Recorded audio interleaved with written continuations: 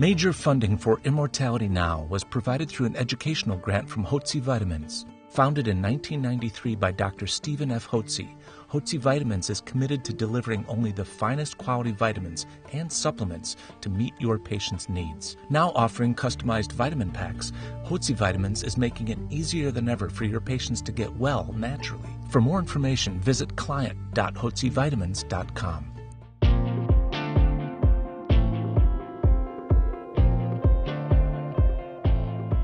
Hi, I'm Dr. Ron Klatz in Las Vegas, and this is our 23rd year of the American Academy of Anti-Aging Medicine. We have 6,000 physicians and scientists from all over the world here today, and one of those 6,000, perhaps the most important one, is my good friend, Dr. Stephen Hotze. And today we're going to talk about a very critical topic, a topic that's very poorly understood, a complex topic that, you know, most doctors, if they had to take a 10-question test on thyroid disease, I would say half of them would fail. And you know, you're frankly, being generous, I think. I think so too, and I'm probably one of them. And I have read so much on thyroid. I actually have thyroid problems. I've been on thyroid since I was, you know, in my 20s, and I'm on thyroid today. And frankly, I still don't understand all the ins and outs of it. But luckily, we have an expert who does. And Dr. Hotze is going to talk about clinical as well as subclinical hypothyroidism. Hypothyroidism is caused by an inability of the thyroid gland either to produce enough thyroid hormone or else the inability of the cells of the body to properly assimilate thyroid hormones. There are two hormones that are produced that we think about in terms of thyroid function, and that's the T3, which is the triiodothyronine, and T4 tetraiodothyronine. So you've got, or thyroxine, as it's more commonly known.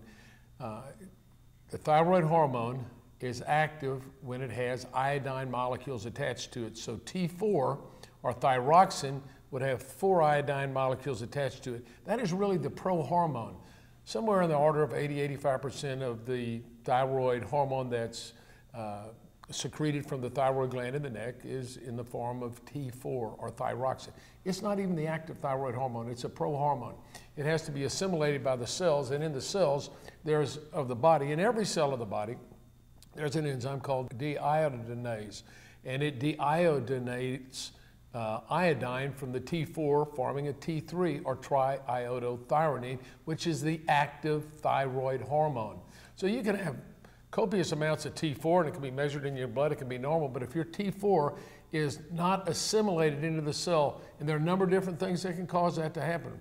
For instance, toxins in the environment or hormone disruptors, which adversely affect the cell's ability to properly receive or uptake thyroid hormone as well as the other hormones. They're hormone disruptors. But the thyroid hormone, once it's assimilated into the cell and converted to T3, it begins its function, and the function of thyroid hormones is to enable the cells to produce and use energy. And so that allows the mitochondria, which are the little engines of the cells, that allows the mitochondria to function and to have energy to work. And that's all tied up in the formation of the enzyme currency ATP, which is adenosine triphosphate, which you may remember from chemistry classes. For those of you that aren't professionals and are lay people listening to this, you may remember your chemistry classes in biology about the formation of adenosine triphosphate. That's the energy molecule of the body. And in order for the body to make the energy molecule or to produce energy, you've got to have thyroid hormones. By the way, it's also important for magnesium. You know, magnesium is of 8 of the biochemical reactions that convert adenosine diphosphate to triphosphate. 8 of them have a cofactor. They require magnesium to function. So magnesium is very important in the energy production of the body as well. And 80% of the population is deficient in magnesium. Absolutely. And okay. That's being generous, probably more than that. So anyway, when we talk about the thyroid hormone then, if it enables our bodies to produce and use energy, it's important for us to feel healthy and well to have adequate amount of thyroid hormone in the cells, right? And if you don't get thyroid hormone in your cells, there are some significant health problems that will develop. And they're common problems that are commonly overlooked, undiagnosed or misdiagnosed by physicians who focus on the symptom rather than the cause of the symptom. So, and they're ubiquitous problems. I mean, these are things like sleep problems, insomnia, depression, brain fog, joint muscle action pains, exactly. fatigue, tiredness, difficulty with weight. In about 70 or 80% of the patients with hypothyroidism, it's very common to have difficulty losing weight. Also, cold sensitivity. Cold hands, cold feet, and you'll see women particularly having to wear sweaters. Constipation, hair loss. I mean, it reads like a laundry list, doesn't it? And a puffiness in the face. You get loss of the lateral third of the eyebrows. For those that have had prolonged hypothyroidism, you'll see the tongue will be enlarged, and you can see it scalloped because it presses up against the teeth and it's scalloped. So an enlarged tongue, loss of hair on the body. Women particularly, hair loss on the head is a problem. Loss of romantic moods and inclinations. Recurrent and chronic infections. Why? Because you don't have enough energy for the immune system to function well. So classically, people that are hypothyroid get sick over and over again, and then they get placed on antibiotics, and that leads to the wiping out of good, healthy, normal bacteria in the gut, and you get the problem with yeast overgrowth. So that's a whole other host of problems caused by hypothyroidism. In women then, and their menstrual cycles become very irregular, and women can have infertility problems and miscarriage problems from lack of thyroid hormone. So the thyroid gland obviously is essential in the production, is essential for life because it produces the thyroid hormones that enable our cells to produce and use energy. And the excess energy, by the way, is given off as heat, and that's what gives your body a temperature. So if you have a normal temperature, do you have a normal thyroid? If you have a normal temperature, you likely have a normal thyroid function. Yes. And let me explain. But how about all those people who I test in the laboratory whose TSH is way elevated, but their body temperature isn't really that low? Well, this is our experience. I'll just say this, in our practice, we've seen over 30,000 patients at the Hotze Health and Wellness Center in Houston. The average temperature for the average male that comes to our office is 97.6. The normal temperature is 98.6. And in fact, that is the most effective temperature for the body to function is 98.6. We know that because the enzymes in the body were made by the Creator to function best at 98.6. That's the temperature the enzymes function at the optimal level. So if the temperature is lower, they're going to be suboptimal, and the body's not going to function as well. Your energy level's down. So the temperature we see in men is 97.6.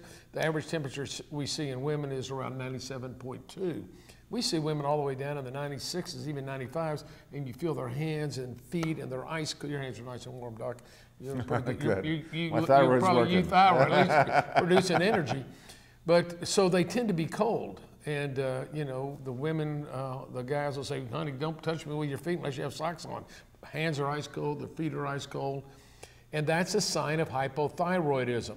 So you have all these women with all these complaints of menstrual problems and emotional problems, and the end of the month, the PMS problems.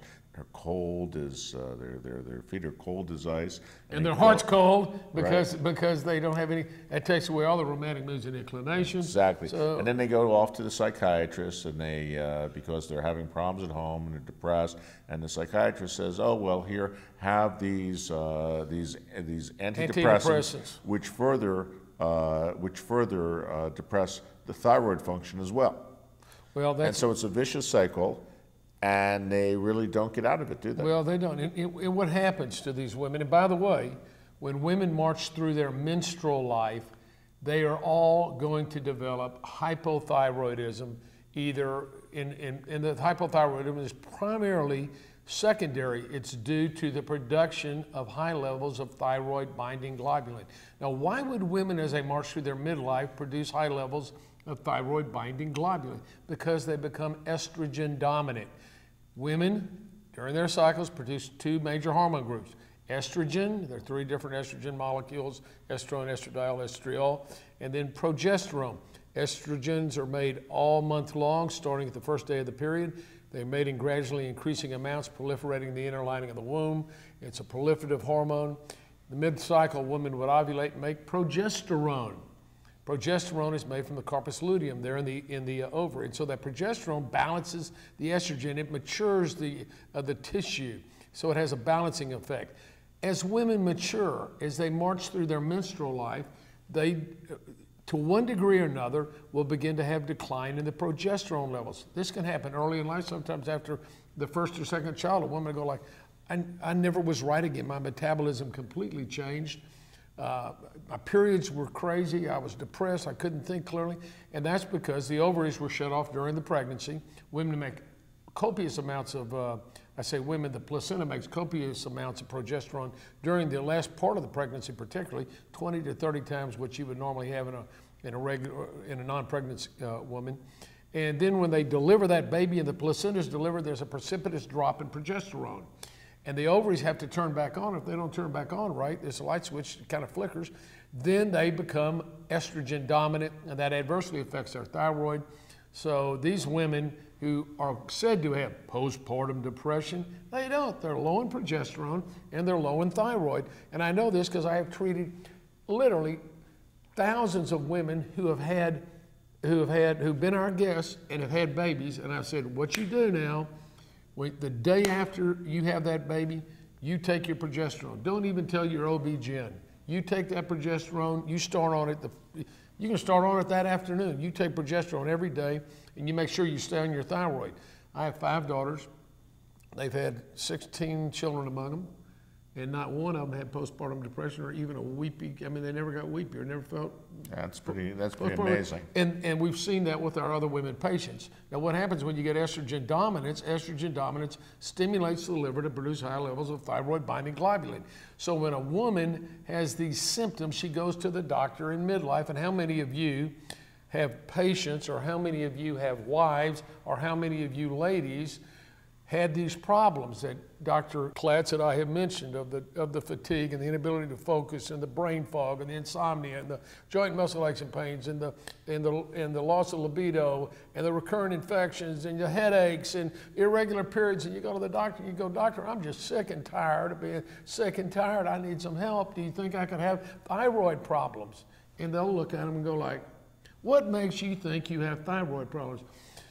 Because I went online, and well, that's the worst thing. You should never go online. You women, they should not allow that. They should not allow lay people to look at, because you just get enough to get mixed up. And no, but I've got all the symptoms of low thyroid. Just because you have the symptoms of low thyroid don't mean you have low thyroid. You know, I'll prove it to you. Well, she said, well, you do a blood test. Well, I will do a blood test. It'll cost you $50 though, because your insurance doesn't pay for it when it's not indicated. Well, I'll take 2 of them if it's only $50. So they get a thyroid blood test for these women, and inevitably they get a phone call. They call back. Nobody ever calls them back. So a couple of weeks later, they finally get somebody on the line, and the little nurse says, "Well, Miss Jones," this is Nurse Betty. "Guess what? We got good news for you. Your thyroid levels are normal, and doctor thinks you would really do well on a little Prozac or Paxil or something. So we're going to send some out to you and get you started, because women like you tend to do better when they take antidepressants." Right. And what's at the heart of the antidepressants? What is at the heart of the antidepressants? If you look at the molecule. The molecular structure of all the SSRI, the new antidepressants, starting with Prozac, Paxil, Effexor, a bunch of them, are built on the cocaine. They look almost identical to the molecule of cocaine. Okay, that's why they're very addictive. And remember, cocaine is a neurotransmitter. It's a broad range neurotransmitter uptake inhibitor. Cocaine doesn't select serotonin. It blocks the uptake of noradrenaline, dopamine, and serotonin. Those 3 are all blocked by cocaine. So some of the antidepressants block either the reuptake of serotonin or dopamine or noradrenaline. And so they're all devised to be reuptake inhibitors of the neurotransmitters, and that's what cocaine does. And you know, I'd like to say, if you were feeling a little low and it were perfectly legal, and you're feeling a little bit down, Dr. Klatz, and it was legal, and I said, well, here, why don't you try a little cocaine? They used to do this, 100 years ago. Have a little cocaine, and you take that and you go, oh my gosh, I feel better, I feel energetic. So you try it the next day, but you got to get a little bit more the next day and a little bit more the next day. Pretty soon you're strung out on cocaine, and then you can't get off of it without breaking out in sweats and having crazy thoughts. And you go, I must need it. I'm low in cocaine. You're cocaine deficient. I'm cocaine deficient. That's what happens with the antidepressants. These drug companies knew that they caused withdrawal effects and they were addictive, but they couldn't call them withdrawal effects because then that would mean they were addictive. And they say they're not addictive, but of course they are addictive. So they finally admitted, well, they don't have withdrawal effects, they have discontinuation symptoms. Oh. That's a nice way of saying it. So what happens is to you ladies and to your, and doctor, you've seen the patients, or guys, you've seen your wives, they go to the conventional physician. He runs a blood test on them and tells them their blood tests are normal. What does that mean? Is a blood test normal? Does that mean the patient's normal and healthy? So on the blood test, let me explain to you why the blood test cannot be the sole determinant of whether or not a person has hypothyroidism. If you're looking at TSH, or thyroid stimulating hormone, the range in most labs is like from 0.5 to 4.5. The clinical endocrinologists have lowered this back in the 2003, lowered it down to 3.5. The labs don't know that, but they said, gosh, if we lower it, we'll have more people with hypothyroidism. That means more business. But they still only look at the blood test. Now, mind you, here's how they look at the blood test. They take the last 1,000 patients that come to a lab. The lab gets their average blood level, or the TSH level, or whatever hormone they're studying, and they call that the mean. It's a bell-shaped curve. They take 2 standard deviations, which is a statistical term, from the mean. That encompasses 95% of the people. Wherever 95% of the people fall on their blood level, they call that normal. So it's as wide as the Grand Canyon, it's as tall as the Empire State Building. So if optimally you were functioning up here at the top of the Empire State Building and seeing all of Manhattan, they put you down on the bottom floor, you can only see across the street, you can only see the next building, you don't have any view. Well, that's what happens. If your thyroid level was up here functioning at an optimal level when you were younger, as you get older, if it decreases by 50%, do you think your energy level is going to go up or go down? It's going to go down. And that's what happened. As we age, the hormone levels decline. As women march through their menstrual life, they get thyroid binding globulin increase and estrogen dominance, and that adversely affects their ability to assimilate the thyroid hormone. But the thyroid hormone is in this wide range of normal, so that 95% of the people are called normal by the doctor. And it doesn't matter if they got every sign and symptom and look like a classical hypothyroid. They'll say, your blood tests are normal. But why do I have all these symptoms? And here's where the symptoms come from. Here's how they treat the symptoms. They have a host of drugs. They'll give them antidepressants, anti-anxiety, sleep medication, anti-inflammatory medication, antiarrhythmics, you name it, they're going to have a host of drugs to put them on. And all those drugs do is make them more toxic and sicker. If you're going to treat thyroid problems, you've got to treat it based upon clinical diagnosis and physical findings. That's what you first need to do, and then check the body's temperature. If you do that, then I recommend starting the patients on a clinical trial of thyroid, and we use desiccated thyroid in our practice, and that's what we recommend you doing rather than the synthetic thyroid. And the only reason we use that is because it works. Okay, that's a good reason. That's a very good reason. Now talk just for a moment about diagnosis with body temperature, because I know that's your that's your yardstick. Right, and the reason we do that, it's so simple. We know that your body functions at 98.6. That's the perfect temperature. Broda Barnes noted, and you know Broda Barnes, he wrote the book Hypothyroidism, and I would highly recommend anybody who hasn't read Broda Barnes's book, Hypothyroidism, you need to do that. But he documented way back in the 20s with his rabbits. He took rabbits. Before he was a doctor, he was a graduate student at a university in Chicago, and his professor had him studying the function of thyroid in rabbits, and they took the glands out of the rabbit. And then they would slowly watch these rabbits get big and sluggish and fat, and their hair would fall out, and their body temperature would go down, and then they get some kind of illness and die. Well, Dr. Barnes noticed, once he got out of medicine and he started seeing patients that we've described, he started thinking, these patients They're looking like rabbits. Look like my rabbits. I wonder if they could have thyroid problems too. You check their temperature, it would be low. So I tell patients, much more important than looking at your blood test for thyroid stimulating hormone, I think it's the tyranny of the TSH is what I've heard it called, the tyranny of the TSH. And how many, everywhere I go, I'll have... And because it's not just the TSH, it's thyroid binding globulin, right. It's antibodies to it's thyroid antibodies, right. It's reverse T3. Right.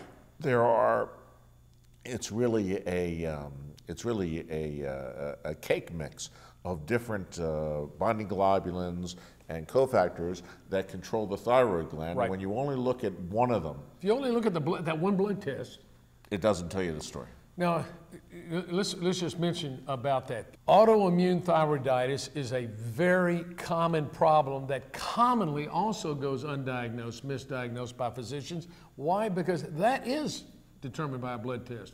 Now, there are the blood tests that we use, we can get an antithyroid globulin antibody and an antimicrosomal antibody. Those are the only two antibodies that I know of. There may be, now there are other antibodies to the thyroid gland. Those are the only two that I know our labs measure. Now you may know some other antithyroid antibodies that other labs measure, but of the labs that we've looked at, those are the only two.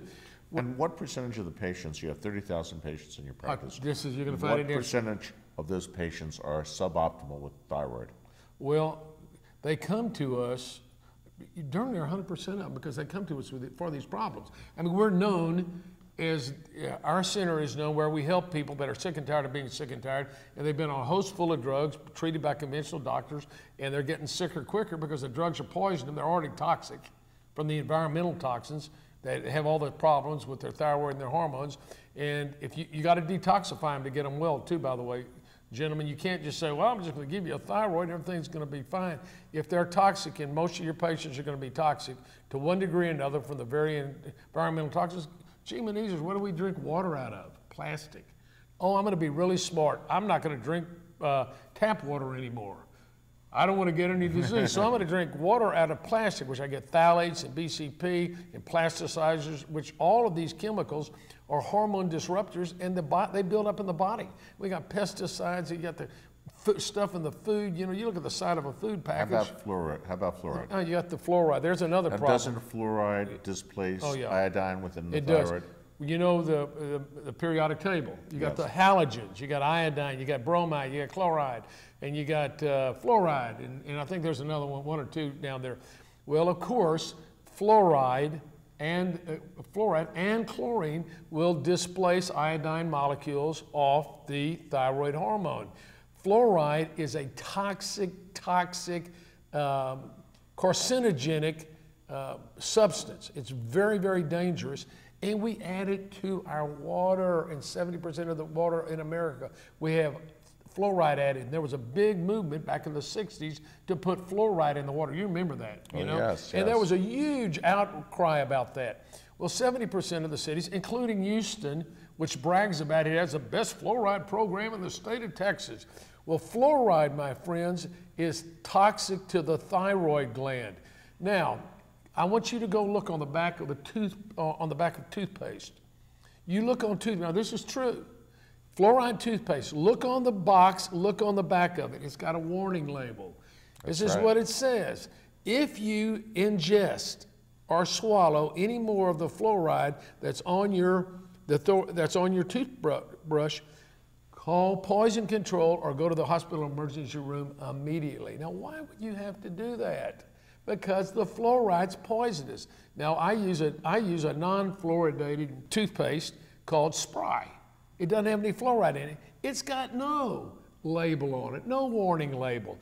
It's the fluoride in the toothpaste that is toxic, and you've got it in your water. So I look around. And it's in all your food, because your food is made with water, with tap water.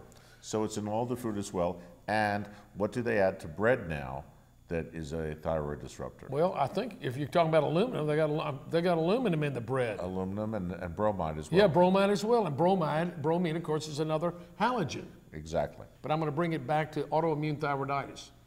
Here's what we found in our practice. I did a study, I don't know, 10 years ago. All the patients that we had seen, and we check every patient we see for autoimmune thyroiditis. We do that blood test, and very few doctors will do that. The insurance companies don't want to pay for that. And they say, even if they have autoimmune thyroiditis, we're not going to treat them unless they have abnormal TSH, so why test it? Well, autoimmune thyroiditis, we found, that means you're making antibodies to the thyroid gland. It's also known as Hashimoto's disease.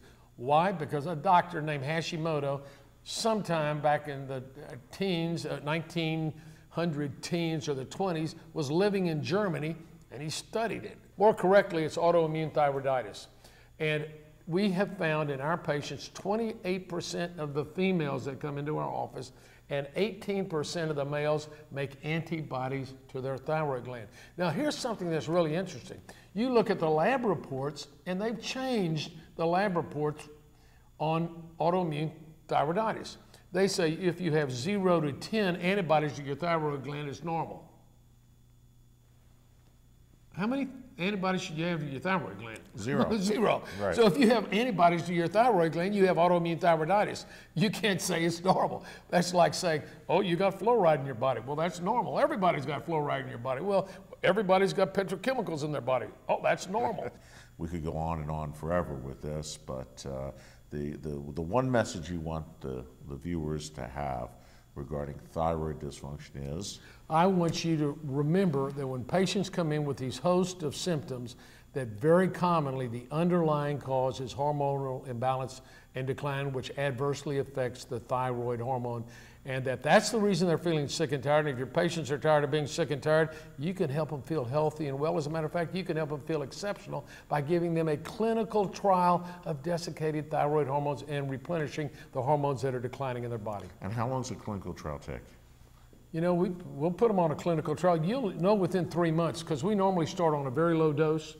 Maybe I start on a half a grain, but depending upon what the patient's age and medical history is. But routinely, somebody in the 30s and 40s, I'll start them on a half a grain. I'll increase it every 2 to 3 weeks by half a grain till we get them up to 2 grains. We'll reevaluate at that time. We'll recheck their blood and see if we're still within a normal range. If their symptoms have resolved, fine. If they haven't resolved, we'll push them a little farther. But I have found in general, among women in the age group of, let's say by the time they're 50, the average woman, the mean, usually does well on 2 grains of thyroid. That's what they usually do. Now, mind, some people take 4 grains. I've been on 4 grains of thyroid since 1991, 92. And that's what I take. My wife takes 4 grains of thyroid. We feel pretty good. We got a lot of energy. You do have a lot of energy. Thank you very much, Steve. For the American Academy of Anti-Aging Medicine, Immortality Now, I'm Dr. Ron Klatz, wishing you a long and healthy and happy and prosperous life. Tune in again next time. Immortality Now is made possible in part by Hotze Vitamins, now offering customized vitamin packs. For more information, visit client.hotzevitamins.com.